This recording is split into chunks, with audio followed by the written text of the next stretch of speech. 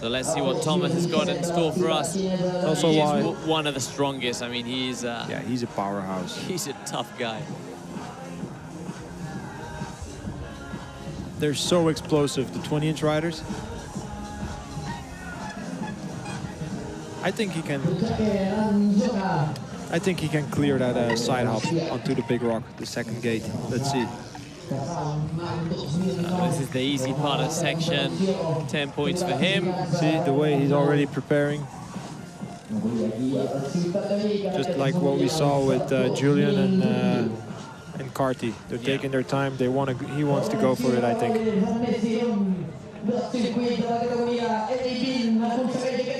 Yes. Wow. Yeah. Wow. Yes. To do this in a 20-inch bike, that is pretty awesome.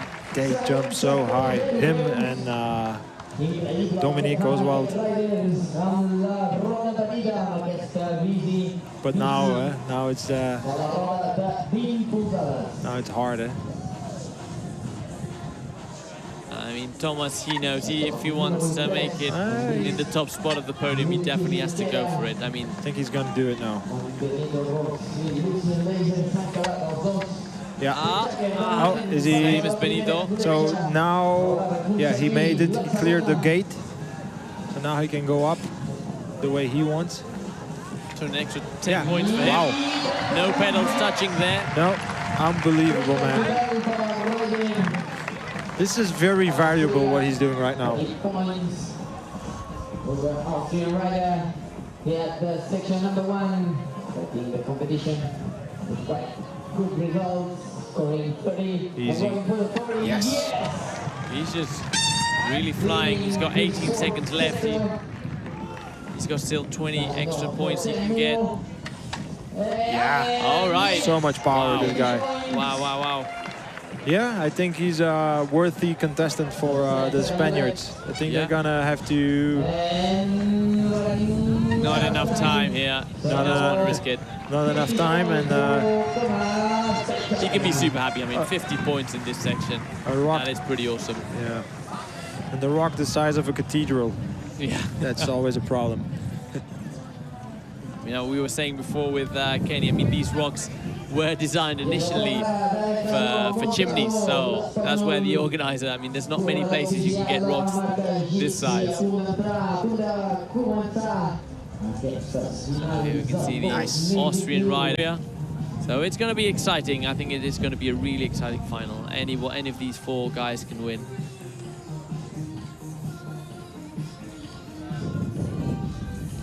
So let's have a look and see if Thomas can get the maximum points out of this section. This is his style. New school, young rider, big gaps, back to front, front to back, I mean. Oh, I'm surprised there. Wasn't expecting that. Did he get a dab for it? I think so. I think we heard the contact of the bash guard. No, he got 10 points. He probably went...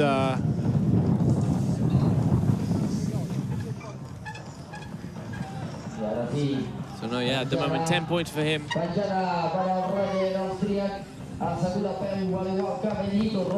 Tap down there. I wonder which 20-inch rider is gonna have the courage to jump to front wheel there on that little edge and then go to back wheel, just like we saw in the 26-inch. What about this one? I think he can do it. Difficult. I'm not sure how good he is jumping to front wheel. I mean, what we saw with the 26-inch riders is it is quite slippery and it has some inclination. So, oh, did he get it? Did he really went from bash guard straight? That was impressive. One tap. Yeah, he went to bash guard. And from the bash, he went straight on the back wheel on the side of it. That's really hard. Adrenaline just makes you do these reflex moves that you can't even explain how they occur. Okay, so we can see the Austrian rider. He's gonna go for 30, maybe 40 points. Probably 30. I mean, he's at the moment in first position. The only rider to manage to clear out one of the hardest obstacles in the first section. 15 seconds, 10 seconds. If he goes 5, 4, come on. No time for him. Now tired. It's so hard. Like you're hanging there. Your front wheel shakes from left to right. It's like cliffhanger. We did see the 26-inch riders being a bit faster than the 20. Yeah. And I mean, I think that kind of the sections, at least these two, were a bit easier for 26-inch than for 20-inch. Yeah, all the gaps, the big gaps, is just easier on a 26. Because to start with, when you're on the back wheel, you're already closer to the obstacle.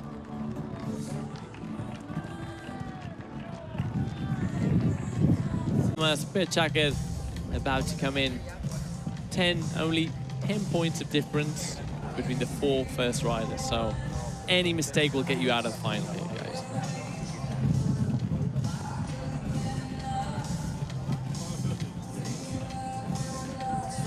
Here, first.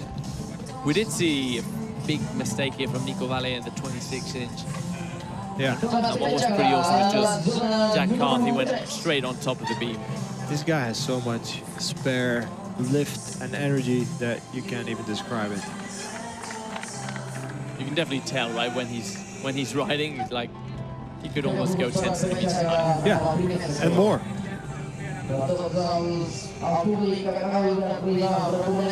Okay, Thomas going here for all right, I thought he was going to hook it, but why hook it when you can go directly with your back wheel? Vincent also did it in 26.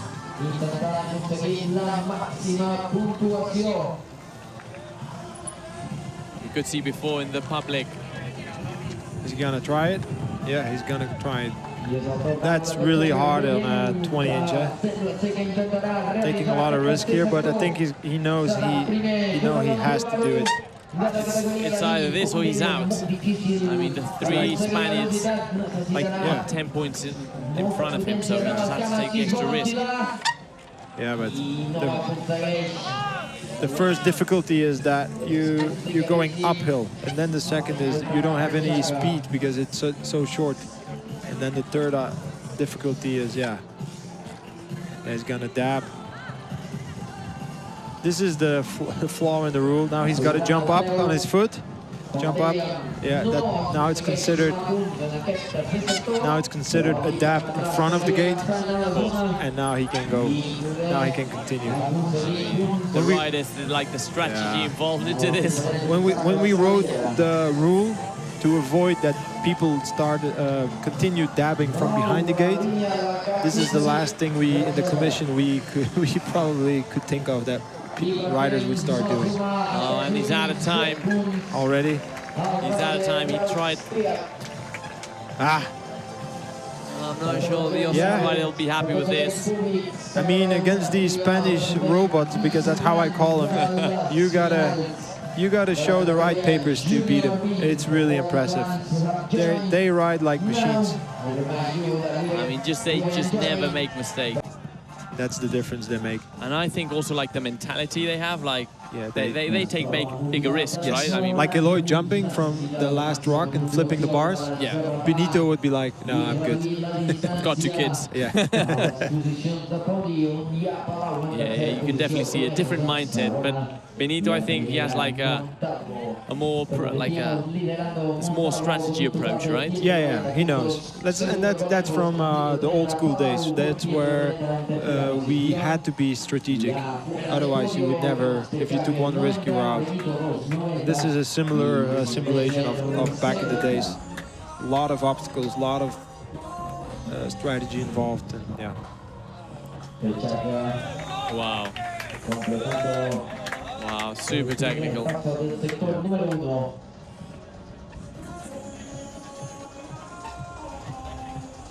Come on, man.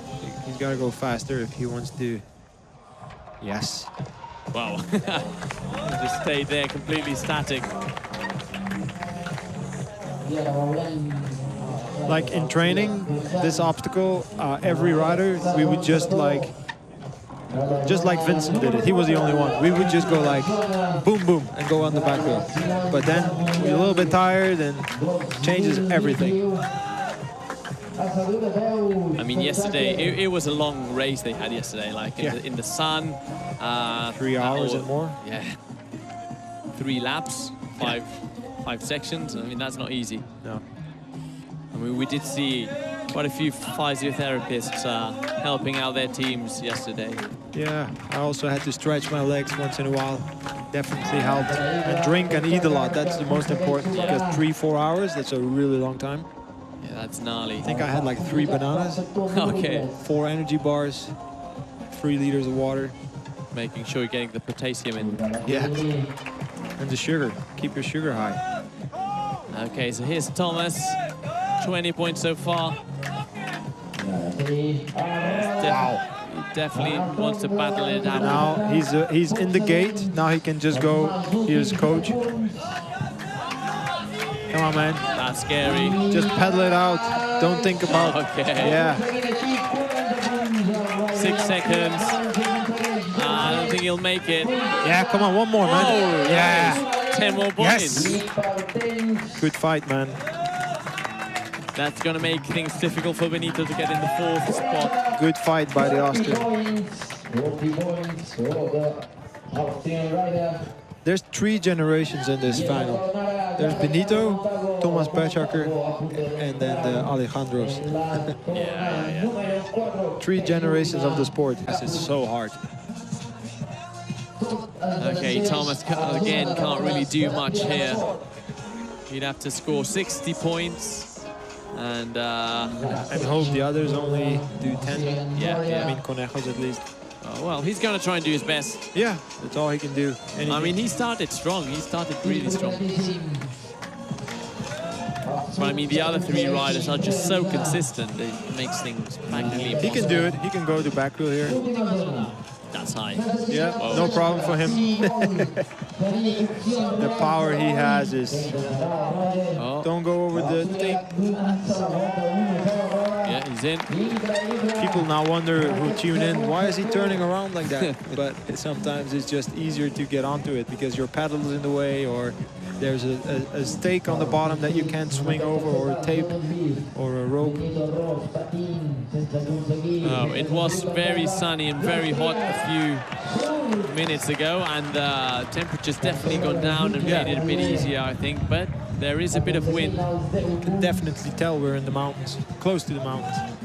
Yeah, we're just about an hour away from the Pyrenees here in Vic, so yeah. A lot of the riders that are in the final came to Spain 1 or 2 months prior just to get used to the heat. And actually, it's not that warm anymore. Yeah. Compared to August. But he means awesome. I mean, I'm sure that's what the city council of Vic wants with events like this, just driving people over. And it's just such a great place to train. You've got trial bike parks everywhere. Yeah. I discovered it by passing by from Berga, coming here, and I stopped for some food, and I was definitely liking it. And I think a few weeks later that I discovered it, they announced the World Tour here, so I was pretty happy. Come on, Thomas. So I think... Oh, too bad, man. I hit his rib. It's okay. It's over. I think it's going to be a tie here. I mean, this section isn't all that difficult, so I think probably these guys are going to score 60, 60, and 60. So, what will happen if Aloy and Alejandro tie? If Aloy and Alejandro tie, then we'll have to if they both do 60, yeah. That's a good question that I can't answer because they have exactly the same score. They both have 240s, 150, and they would have 260s if they did. That hasn't happened. Oh, much. yeah.